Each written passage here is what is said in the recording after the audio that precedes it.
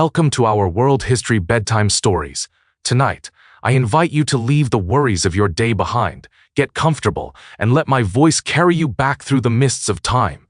Close your eyes, take a deep breath, and imagine the sprawling palaces, the echoing courtyards, and the dramatic twilight of an era long gone. We are traveling to ancient China to witness the sweeping epic of the Ming Dynasty. The Ming Dynasty might not have possessed the absolute overwhelming military might of the ancient Qin and Han dynasties, nor could it claim the unparalleled, overflowing wealth of the Golden Tang and Song eras. Yet, across the gentle passing of centuries, there is a reason why so many people remain deeply captivated by its legacy.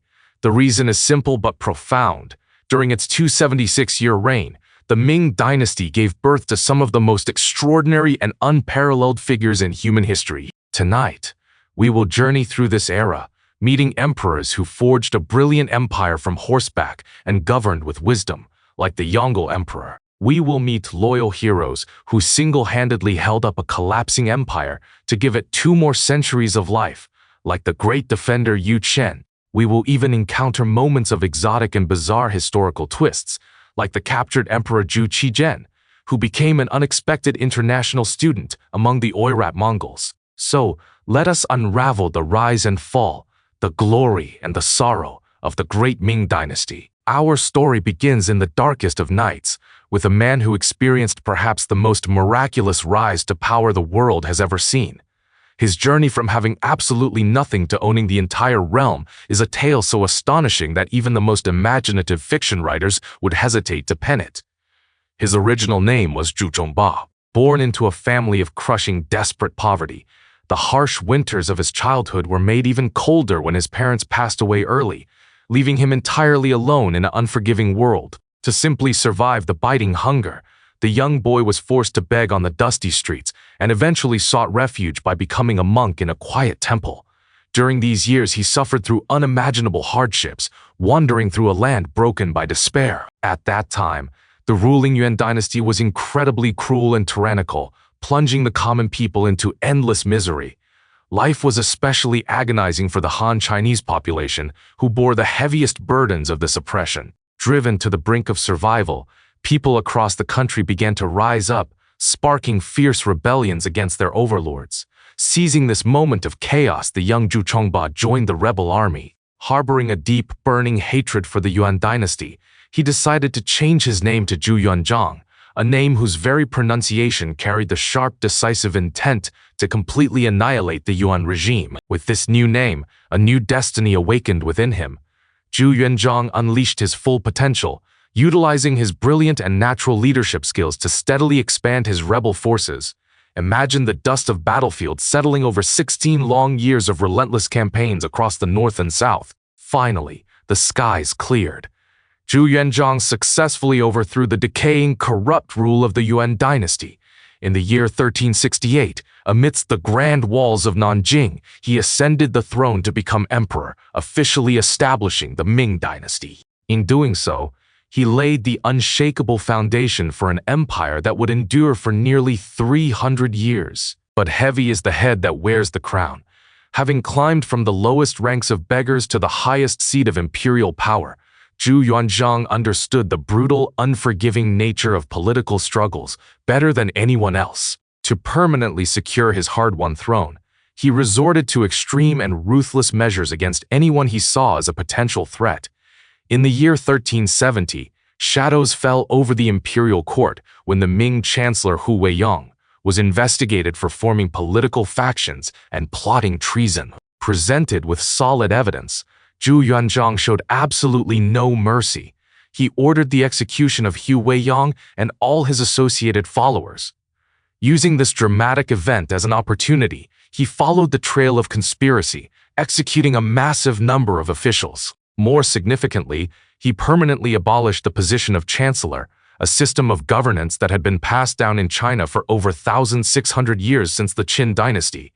Hu Weiyang would be remembered as the very last chancellor in Chinese history. To keep a watchful eye over his officials and his subjects, Zhu Yuanzhang also established the infamous Jinyaiwei, the formidable secret police force. During this period, Furthermore, to protect his empire from external threats and internal division, he granted his sons the titles of vassal princes, sending them out to heavily guard the various territories of the realm, hoping to ensure the Ming Dynasty would last forever. Having eliminated the threats behind him, Emperor Zhu Yuanzhang, who had tasted the bitter struggles of the common folk, turned his attention to the welfare of his people. He unleashed a series of powerful reforms, severely punishing corrupt officials and completely cleaning up the administrative system, which slowly restored the people's faith in the imperial court. With a stroke of his brush, he announced a nationwide exemption from taxes for 3 whole years, allowing the exhausted commoners to breathe, heal, and recover their strength.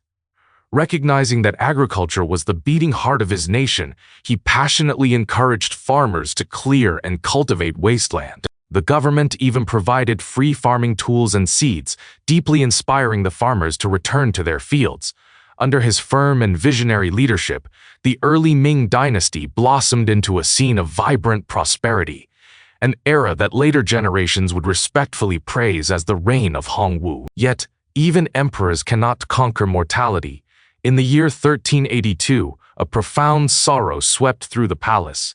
Empress Ma, the devoted wife who had stood faithfully by Zhu Yuanzhang's side through his most perilous days, passed away from illness at the age of 57. This heartbreaking news sent shockwaves through the great Ming Empire.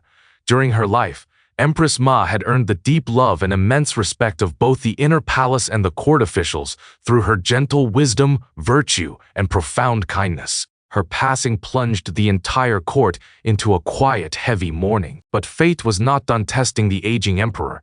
10 years later, in 1392, an even more devastating blow struck. Crown Prince Zhu Biao fell ill and tragically passed away.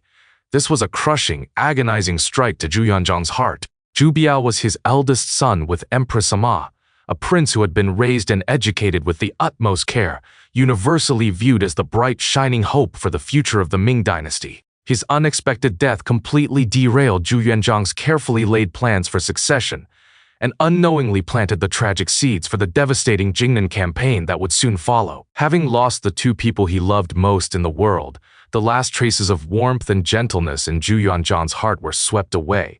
He grew increasingly cold-blooded, decisive, and lethal. Trusting no one, he pushed forward with his harsh and rigorous political ideals with iron determination. Because the court had already built a political foundation specifically tailored for the deceased Prince Zhu Biao, Zhu Yuanzhang decided to name Zhu Biao's son, Zhu Yunwen's son, Zhu Yunwen, as the new imperial grandson and heir, ensuring a smooth transition of power. To clear the path of any thorns for the young Zhu Yunwen, the aging emperor used the alleged rebellion of General Lan Yu as a starting point to launch a massive, terrifying political purge. A great number of founding generals and heroes who had helped build the empire were ruthlessly executed, including legendary military figures like Fo Yud and Feng Sheng. Finally, in the year 1398, carrying the heavy burdens and endless worries of his realm, the founding emperor Zhu Yuanzhang passed away at the age of 71. The young imperial grandson Zhu Yunwen ascended the throne, changing the era name to Jianwen. As the new emperor, Zhu Yunwen looked out across his empire and felt a deep, lingering anxiety. His uncles, the powerful vassal princes stationed across the country, held massive military power that constantly threatened the central government. Listening to the counsel of his trusted ministers, Huang Zikeng and Qi Tai, the young emperor made a fateful decision to implement an aggressive and radical policy to strip the princes of their power. In a very short span of time, several princes were stripped of their royal titles and banished to the status of commoners. The most tragic of these was the Prince of Xiang Zhubo, a cultured and capable uncle who had grown up alongside the emperor. Emperor Jianwen sent General Li Jinglong to arrest him on fabricated, baseless charges. Overwhelmed by a sense of profound injustice and despair, Zhubo set fire to his own princely estate, burning himself and his entire family to death in the roaring flames. This aggressive series of actions ignited a blazing fury among the remaining princes. The most powerful of them all was the Prince of Yan, Zhu Di, who guarded the dangerous northern borders. Guided by the brilliant and cunning monk Yao Guangxiao, Zhu Di launched the famous Jingnan campaign in 1399, marching under the banner of clearing the emperor's side of evil ministers. Leading the elite troops of Beijing, he swept southward, engaging the imperial armies in brutal, life-or-death struggles. Facing the fierce and terrifying counterattack from his uncle, Emperor Jianwen panicked and dispatched the elderly veteran general Zhang Bingwen, commanding 300,000 imperial troops to meet the enemy. The two massive forces clashed in the region of Hebei at the Battle of Jending. However, due to Zhang Bingwen's overly cautious and defensive strategies, he completely failed to withstand Zhu Di's razor-sharp offensive and was utterly defeated. Desperate, Emperor Jianwen replaced him with his trusted general Li Jinglong, giving him command of 500,000 men to march north. But Li Jinglong was arrogant and underestimated his enemy. At the dramatic Battle of Baigu River, Zhu Di pulled off a miraculous victory, using a much smaller force to completely crush Li Jinglong's massive army. These consecutive, devastating military failures shattered the morale of the imperial forces. Zhu Di, riding the momentum of his victories, became an unstoppable force.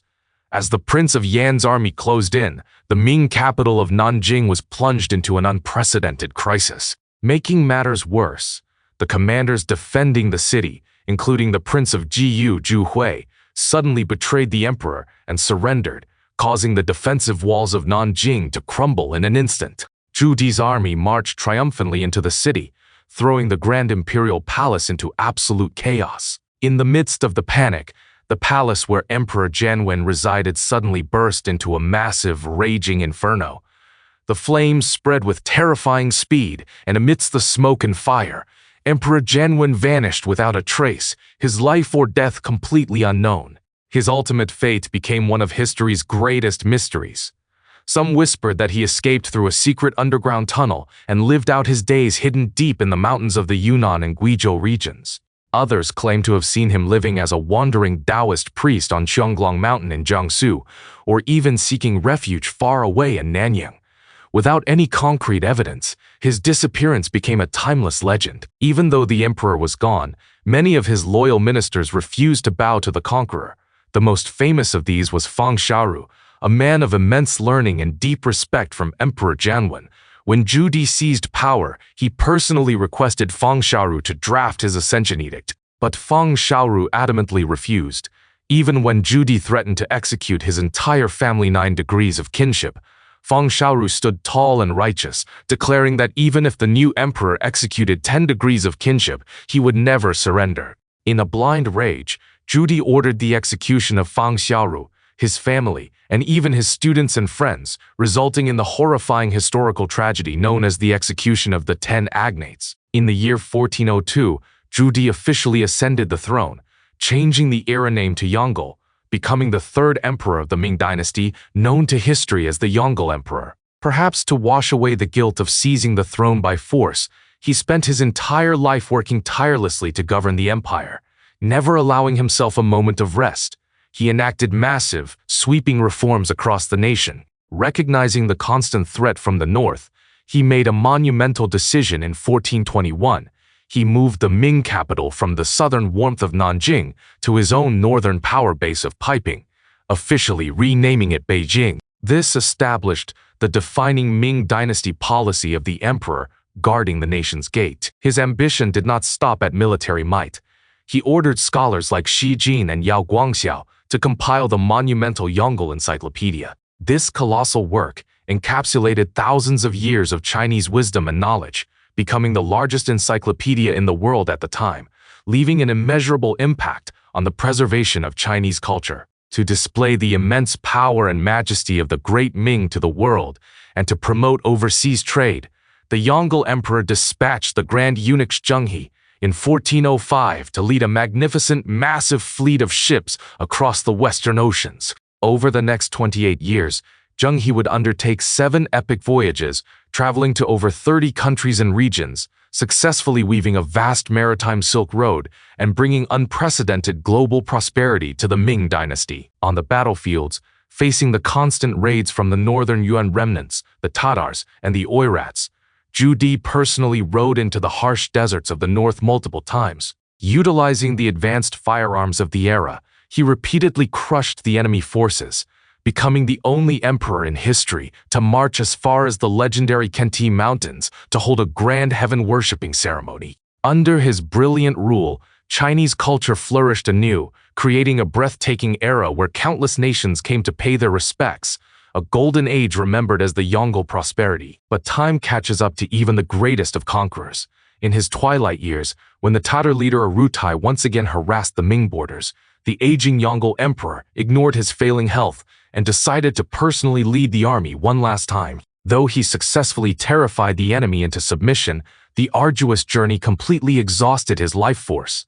In 1424, while returning from his fifth northern campaign, the great emperor passed away on the road at the age of 65. Following his death, his eldest son Zhu Gaoqi ascended the throne, adopting the era name Hongxi, becoming the fourth emperor, the Hongxi emperor. For most of his political life during the Yongle era, Zhu Gaoqi had served as the prince regent, quietly managing the country while his father fought wars.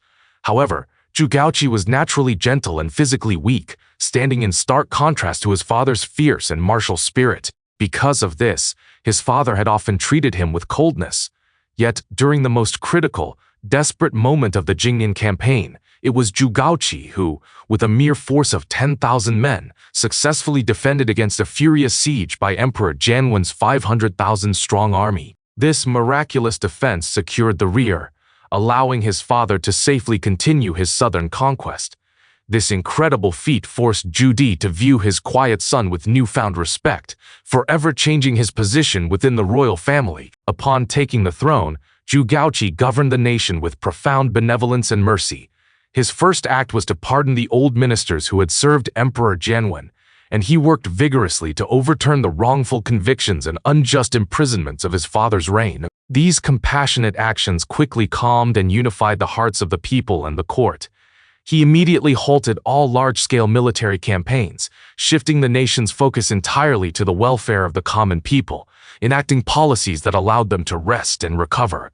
This period of peace laid the essential groundwork for what would become a glorious era. Tragically, his reign was incredibly brief.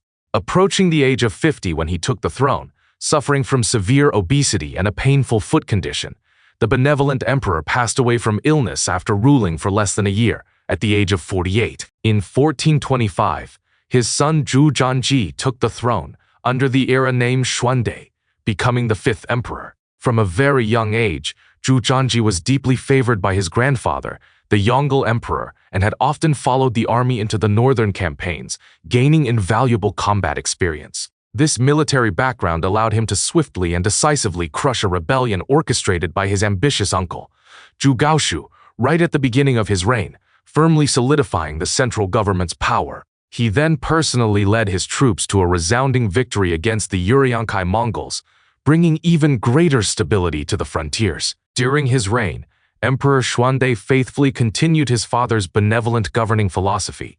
He placed immense trust in wise ministers like Yang Shiqi, focusing intensely on the nation's internal development. He also briefly restarted the magnificent naval expeditions of Zheng He. Together, the combined efforts of father and son created a beautifully stable, clear, and prosperous society, highly praised by history as the Ren Xuan governance. In 1427, seeking to improve the management of the palace, Emperor Xuande established the Neishutang, a special school designed to teach eunuchs how to read and write. He hoped to cultivate a professional, educated class of palace servants. However, as the sands of time fell, these educated eunuchs grew hungry for power, seeking greater political influence. This decision unknowingly planted the dark seeds for the disastrous eunuch interference that would plague the later years of the dynasty. Around this same time, in 1429, a fierce rebellion erupted in the region of Vietnam, led by a local figure named La Lo. The Ming Dynasty, exhausted from decades of continuous warfare, was showing signs of fatigue. Emperor Xuande, carefully weighing the costs and benefits, realized that launching a massive, distant war in Vietnam held no real value for the empire. With a heavy sigh, he made the pragmatic decision to withdraw his troops, allowing Vietnam to regain its independence, officially ending China's direct rule over the region. In 1435, the capable Emperor Xuande passed away from illness at the young age of 37. The throne fell to his son, Zhu Qijian, who adopted the era name Zhengtong, becoming the sixth emperor. Because the new emperor was merely a child, The reins of the empire were held steadily by his grandmother, Grand Empress Dowager Zhang, and a group of deeply loyal, capable ministers. For a time, the Ming Dynasty remained peaceful and stable, but good times are often fleeting. As these wise elders slowly passed away, the court lost its pillars of support. At the age of 17, Zhu Qizhen took full control of the government. Young, naive, and completely lacking in political experience, he found himself overwhelmed by the complexities of ruling. Seeking comfort, he placed his absolute trust in a eunuch named Wang Zhen, a man highly skilled at reading the emperor's moods. With the emperor's backing, Wang Zhen began to aggressively interfere in state affairs, pushing aside righteous scholars and officials, creating a toxic atmosphere of eunuch dictatorship. This dark cloud over the court would soon lead to the greatest catastrophe the Ming Dynasty had ever faced. In the year 1449, the fierce Oirat Mongols launched a massive invasion across the Ming borders, plunging the frontier into extreme peril. The young emperor saw this as his golden opportunity to prove his valor. Blinded by the whispers of the eunuch Wang Zhen, he stubbornly ignored the desperate pleas of his loyal ministers, including the great Yu Chen, and decided to mimic his heroic grandfather by personally leading the army into battle. But war is not a game. Because the preparations were rushed and chaotic, and the emperor possessed absolutely zero combat experience, the massive Ming army marched blindly into a devastating ambush at Tumu Fortress. The result was an apocalyptic nightmare. Hundreds of thousands of elite Ming soldiers were annihilated. The corrupt eunuch Wang Zhen was killed in the chaos, and the emperor of the great Ming, Zhu Qizhen himself, was captured alive by the enemy. This earth-shattering event is known to history as the Tumu Crisis. This catastrophic defeat wiped out the empire's most elite military forces and its brightest talents, violently shaking the very foundations of the nation. It marked the tragic turning point where the Ming Dynasty shifted from its golden era of power into a long, slow decline. While held captive in the cold north, Emperor Zhu Qizhen was frequently paraded before the defensive walls of Ming cities by the Oirats, who tried to use him to force the defending soldiers to surrender. To stabilize the collapsing empire and strip the enemy of their bargaining chip, Empress Dowager Sunday, working closely with the brilliant minister Yu Qian, made a bold and necessary decision. They crowned Zhu Qizhen's younger brother Zhu Qiyu as the new emperor. Under the era name Jing Tai, the new emperor Jing Tai immediately appointed Yu Qian as the vice minister of war, giving him total authority to defend the capital, Beijing. Rising to the occasion in the empire's darkest hour, Yu Qian rapidly mobilized troops from surrounding regions and rallied the entire population of the city to fight. Under his masterful, flexible command, the soldiers and citizens stood united as an unbreakable wall, ultimately driving back the fierce Mongol invaders and saving the capital from total destruction. A year later, the Oirats realized that the captured Zhu Qizhen was now completely useless as a hostage, so they released him and sent him back home. But the throne he returned to was now firmly occupied by his younger brother.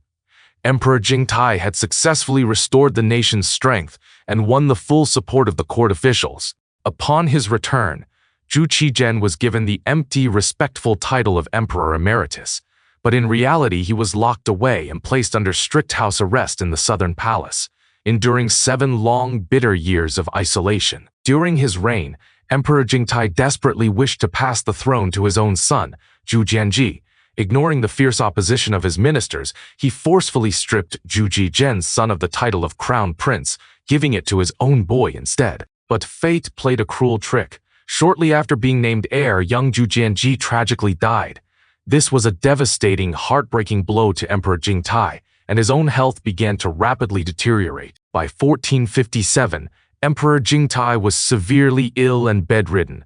Sensing an opportunity, a group of opportunists, including Shi Heng, Shu Zhen, and the eunuch Xiao Jixiang, plotted a daring midnight coup known as the Resting the Gate incident. They successfully broke Zhu Qizhen out of his captivity and placed him back on the throne, changing the era name to Tianshun. His younger brother was instantly demoted back to the Prince of Cheng, losing all his political standing, and soon passed away under immense pressure at the tender age of 30. Upon regaining his power, Zhu Qizhen unleashed a wave of vengeance against the officials who had supported his brother. The great hero who had saved the empire, Yuqian, along with other loyal ministers, were falsely accused of treason and brutally executed. Yet, in his second stint as emperor, Zhu Qijian also revealed a softer, more benevolent side. He officially abolished the horrific, cruel practice of burying living concubines alongside deceased emperors. Furthermore, showing surprising mercy, he released the descendants of the long-lost Emperor Jianwen, who had suffered decades of imprisonment. In 1464, Emperor Zhu Qijian passed away at the age of 38. His son, Zhu Jianshen, ascended the throne under the era named Chenghua, becoming the 8th emperor. In the early days of his reign, Emperor Chenghua showed flashes of brilliance. He bravely overturned the unjust conviction of the hero Yuqian, restored the imperial title of his uncle Emperor Jingtai, and promoted capable, honest men to help solve the severe refugee crisis plaguing the capital region. Looking to the northeast, where the Jurchen tribes constantly raided the borders, he launched a massive, decisive military strike in 1467, known as the Shenghua Campaign against the Jurchens. He issued a terrifying decree ordering his armies to march directly into their lairs and exterminate them to the root.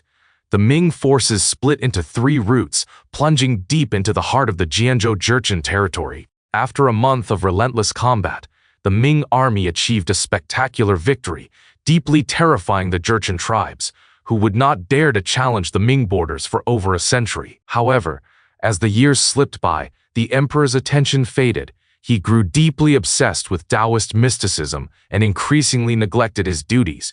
He poured all his affection into consort Wan, a woman 17 years older than him. Taking advantage of his distraction, wicked eunuchs like Wang Zhi seized the reins of power, causing widespread suffering and complaints across the nation. To tighten his grip on the court, the emperor established the Western Depot, a new secret police force that, alongside the Eastern Depot and the Jinyai Way, created a suffocating web of surveillance.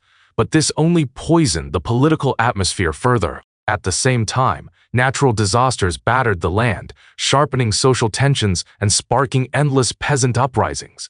When his beloved consort Wan eventually died, the emperor was consumed by grief, his health plummeting rapidly, and he passed away shortly after at the age of 41. In 1487, his son Zhu Yutang took the throne, adopting the era name Hongji. Because of the extreme jealousy and murderous plotting of consort Wan, Zhu Yutang had spent his entire childhood hiding in the shadows of the palace just to survive. This terrifying upbringing taught him the brutal reality of palace intrigue, but instead of making him cruel, it forged a deeply kind, forgiving, and compassionate heart within him. Renowned for his incredible work ethic, Emperor Hongji surrounded himself with virtuous ministers like Wang Shu and Liu Daxia. Under their guidance, the dark clouds over the court parted, the political environment was cleansed, and the nation's strength steadily recovered. History fondly remembers this beautiful, peaceful period as the Hongzhi Restoration. Sadly, the physical toll of his difficult childhood left him frail, and this deeply beloved emperor passed away in 1505 at the young age of 36. His son, Zhu Huzhao, became the 10th emperor under the era named Zhengde. He would become one of the most highly controversial figures in Chinese history. When he took power, the civil officials held massive, overwhelming influence, heavily restricting the emperor's authority. To break their grip, the young emperor elevated a group of eunuchs known as the 8 Tigers, led by Liu Jin, using them to balance the scales of power. Unfortunately, this strategy backfired, plunging the court into terrible chaos during the Zhengde era. Despite his apparent flaws in governing, Emperor Zhengde possessed an undeniable, dazzling genius for military strategy. In 1517, when the Mongol forces under Dayan Khan threatened the borders, the emperor personally rode out to face them, leading his troops to a smashing victory that secured peace in the north. 2 years later, when the Prince of Ning launched a rebellion in the southern province of Jiangxi, the emperor was actually thrilled, eager for another chance to command an army in person. However, the brilliant local governor, Wang Yaoming, acted with lightning speed, crushing the rebellion and capturing the rogue prince in just 43 days. Hearing this, the emperor flatly refused to let Wang Yaoming send the prisoner to Beijing. He insisted on marching south to handle it himself, but upon reaching the beautiful city of Yangzhou, he became completely distracted by the local entertainment, delaying his journey for 8 full months, entirely forgetting about the grand surrender ceremony he had planned. Only when Wang Yaming cleverly credited the victory to the emperor did he finally agree to move to Nanjing. A man who lived for adventure, Emperor Zhengde loved to travel the rivers and mountains. Tragically, during a boating trip, he fell into the water. Though he was rescued, the illness he contracted slowly claimed his life, and he died in 1521 at the age of 31. Because he left no heirs, the throne passed to his cousin Zhu Hukong, who took the era name Jiajing, ruling as the 11th emperor for a staggering 46 years. In his early years, the Jiajing emperor burned with a desire to revitalize the Ming Dynasty. He welcomed criticism, listened to his officials, and cleared out corruption, sparking an economic revival that historians praise as the Yajing Restoration. But as the decades wore on, his mind drifted away from the mortal realm. He became utterly consumed by Taoist practices, obsessively searching for the elusive elixir of immortality, abandoning his imperial duties. Corrupt officials like the infamous Yansong seized this opportunity to form powerful cliques, hijacking the government and deepening the empire's political rot. In 1542, the dark atmosphere of the palace culminated in a shocking event. Consuming toxic Taoist elixirs had made the emperor incredibly volatile and violent, frequently subjecting the palace maids to horrific tortures. Pushed beyond their limits, the maids conspired to strangle him in his sleep. Though the assassination attempt failed, the traumatized emperor became even more withdrawn, hiding deep within his private chambers, ignoring the outside world entirely. By the end of his reign, the empire was beset by enemies inside and out. The Mongol leader Altan Khan swept southward, bringing his army right to the towering walls of Beijing.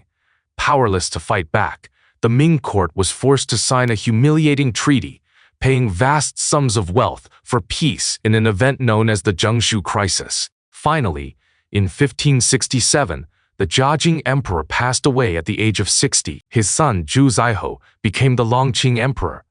Eager to fix his father's mistakes, he immediately promoted wise ministers like Xu Jie and Zhang Zhuzheng, alongside brilliant generals like Tan Lun and Qi Zhuang. With the borders stabilized, he made a historic economic decision in 1567. He officially lifted the long-standing maritime ban, allowing private citizens to trade freely across the seas. This brilliant move, known as the Longqing Opening, pumped vibrant new life into the Ming economy, laying the crucial foundation for the prosperity that would soon follow. Sadly, his private life was his undoing. Consumed by worldly pleasures and excess, his health rapidly decayed. In 1572, after a brief reign of only 5 years, he died from overindulgence at the age of 36. The heavy crown then fell onto the head of his 10-year-old son, Zhu Yijun, the Wanli emperor. Because of his youth, the fate of the nation rested in the hands of the Grand Secretary, Zhang Zhuzheng. To pull the empire back from the brink, Zhang Zhuzheng launched a series of sweeping, brilliant reforms. These changes breathed incredible vitality into the economy and the political system, completely reversing the decay that had plagued the Middle Ming era, creating a glowing period known as the Wanli Restoration. But these reforms angered the deeply entrenched conservative officials who lost their privileges. When Zhang Zhuzheng passed away in 1582, his enemies immediately attacked his legacy. To appease them and erase Zhang's lingering influence, the Wanli emperor tragically undid the vital reforms and confiscated all of Zhang's wealth, letting a lifetime of brilliant work fade into dust. During his reign, the Wanli emperor did show strength on the battlefield, launching 3 massive and famous military campaigns. He crushed a Mongol rebellion in Ningxia, subdued a tribal uprising in Bozhou, and famously sent a massive army into Korea to help them successfully repel the invading Japanese forces of Toyotomi Hideyoshi. These 3 great victories firmly secured the Ming Dynasty's dominance in East Asia. But back in the palace, a bitter decade-long Cold War was brewing between the emperor and his ministers over who should be named the crown prince. Exhausted and resentful of the constant arguing, the Wanli emperor completely lost his passion for ruling.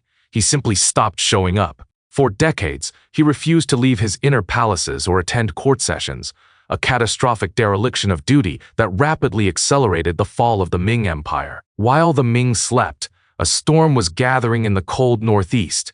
In 1616, a brilliant military mind named Nurhaci successfully united the scattered Jurchen tribes, declaring himself Khan in Hetuala and establishing the later Jin regime. Realizing the danger too late, the Ming gathered a massive army in 1619 under Commander Yang Hao, splitting into 4 routes to crush the rising threat in the famous Battle of Sarhu.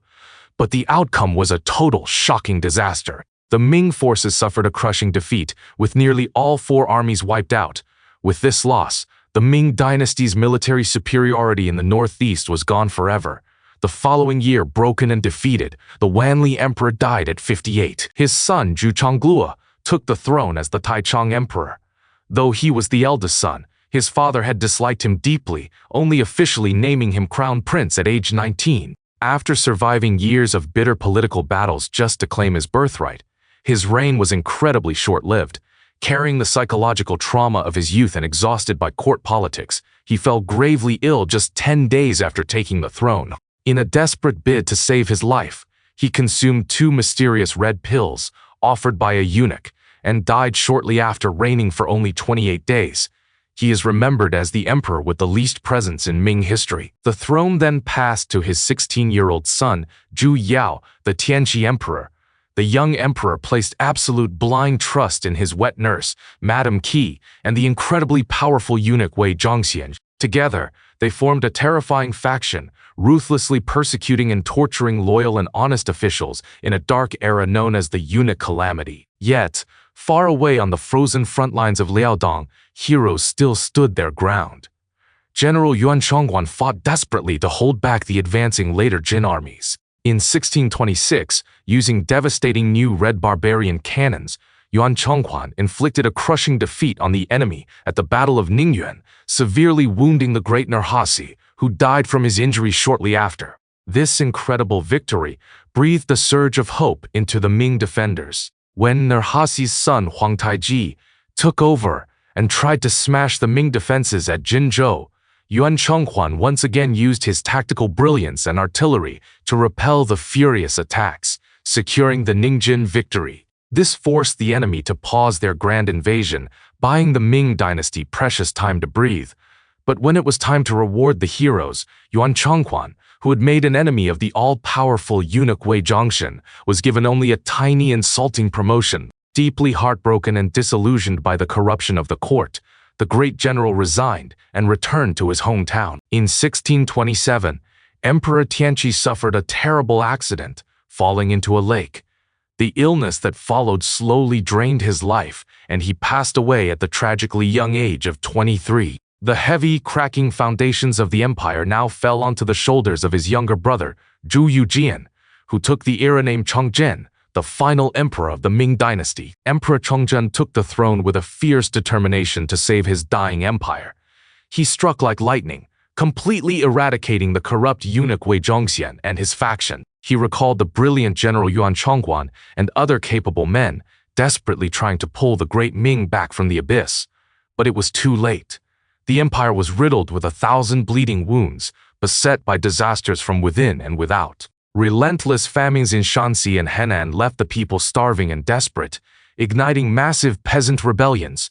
A rebel leader named Li Zikong swept across the country like wildfire. In the northeast, the later Jin forces under Huang Taiji pressed closer and closer, stretching the Ming defenses to their absolute breaking point. Emperor Chongzhen worked himself to the bone, but the incredibly complex web of disasters was simply too much to handle. In his most fatal mistake, driven by paranoia and stress, he fell for a clever psychological trick played by Huang Taiji, believing false rumors that his greatest defender Yuan Chongguan was secretly working with the enemy. In a tragic misjudgment, he ordered the great general to be executed by 1,000 cuts, essentially destroying his own empire's strongest shield. Finally, in the tragic year of 1644, the rebel army of Li Zikeng shattered the gates of Beijing. As the city fell into chaos, the desperate, heartbroken Emperor Chongzhen climbed Coal Hill overlooking his ruined palace. In profound sorrow and absolute despair, he chose to hang himself, a deeply tragic end that brought the curtain down on the 276-year story of the great Ming Dynasty. And so, the grand epic of the Ming comes to a close. Sleep well, and let the echoes of history gently fade into the night.